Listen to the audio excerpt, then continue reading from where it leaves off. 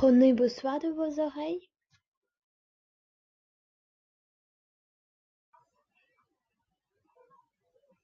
Sais-tu qu'est-ce qu'un son?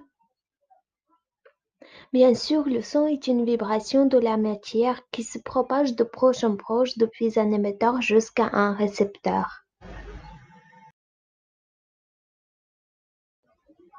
Le son, c'est une source produisant une vibration mécanique. C'est un milieu porteur transmettant cette vibration. C'est un récepteur, c'est l'oreille, qui reçoit cette vibration. Le son peut être gênant, nocif et trop élevé.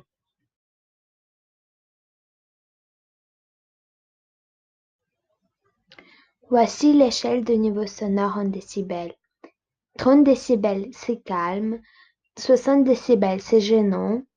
90 décibels, c'est nocif. Et très dangereux, c'est 110 décibels. Maintenant, on va parler des musiques amplifiées. Les musiques électro-amplifiées, une expression qui résume une nouvelle manière d'envisager la musique.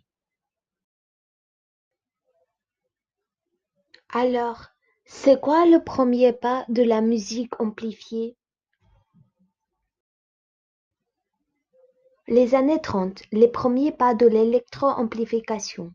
L'amplification de la guitare permet au guitariste de prendre la place de soliste.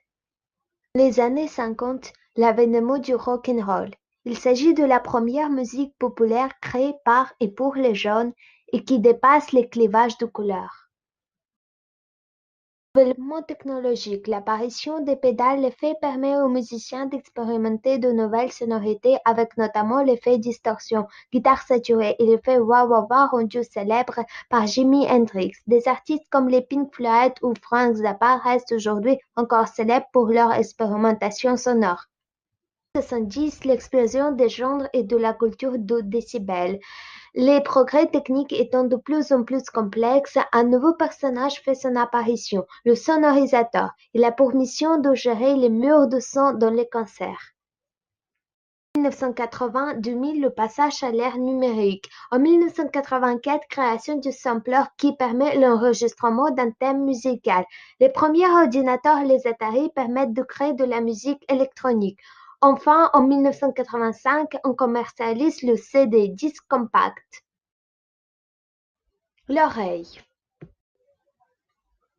Comme on voit sur l'image, dans notre oreille on retrouve canal auditif, un marteau, un étrier, un tympan et une cochelette. Voici les cellules ciliées. Les cellules ciliées internes et les cellules ciliées externes, avant et après le traumatisme. Les cellules ciliées ne se renouvellent pas. Les lésions de l'oreille interne sont définitives. Si après un concert, une répétition ou l'écoute prolongée d'un baladeur lecteur MP3, les oreilles sifflent ou bourdonnent, cela signifie que les cellules ciliées ont été endommagées, le plus souvent temporairement, mais parfois définitivement. Si vous écoutez de la musique trop élevée et sans arrêt, vous pouvez avoir les traumatismes auditifs. Les acouphènes, sifflements ou bourdonnements. Hyperacousie, percevoir les sons plus forts qu'ils ne le sont vraiment, fatigue auditive et surdité, surdose de bruit, concert sorti en boîte. La surdité ne veut pas dire ne plus rien entendre mais ne plus comprendre ce qu'on entend. Les conseils. Par semaine, le niveau sonore est limité 20h 90 décibels, 7h 95 décibels, 12h 100 décibels et 45 minutes 105 décibels. Faites une pause environ 15 minutes toutes les heures dans un endroit calme. Ne vous collez pas aux enceintes, c'est très important. Utilisez des bouchons d'oreille. Après une exposition à risque, si un acouphène apparaît, il est important de prendre un temps de repos au calme pendant au moins 10 heures. Suite à ce repos, si les symptômes persistent, il est impératif de consulter un ORL dans les 48